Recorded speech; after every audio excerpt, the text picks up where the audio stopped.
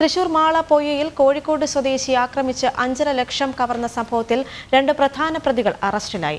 കൊടുങ്ങല്ലൂർ പുല്ലൂറ്റ് സ്വദേശി ഷാമോൻ, മേത്തല സ്വദേശി സാൽഹ് എന്നിവരാണ് പിടിയിലായത്. ഇരിങ്ങാലക്കുട പോലീസാണ് പ്രതികളെ പിടികൂടിയത്. ഇക്കഴിഞ്ഞ മാർച്ച് 30 രാവിലെ 11 മണിയോടെയാണ് കേസിനാസ്പദമായ സംഭവം.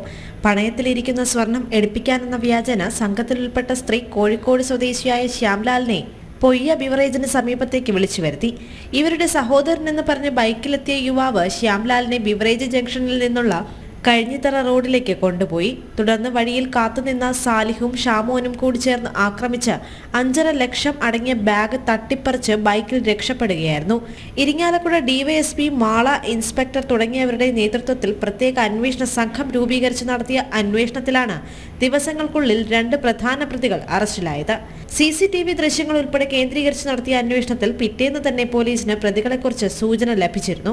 2ാം പ്രതി ഷാമോനെ ബാംഗ്ലൂർ യലഹങ്കയിലെ ഒളിത്താവളത്തിൽ നിന്നാണ് അന്വേഷണ സംഘം യലഹങ്ക പോലീസിന്റെ സഹായത്തോടെ സാഹസികമായി പിടികൂടിയത്. 3ാം പ്രതി സാലിഹിനെ മേത്തലയിൽ നിന്നാണ് പിടികൂടിയത്. കോടതിയിൽ ഹാജരാക്കിയ പ്രതികളെ റിമാൻഡ് ചെയ്തു. ജനം, തൃശൂർ.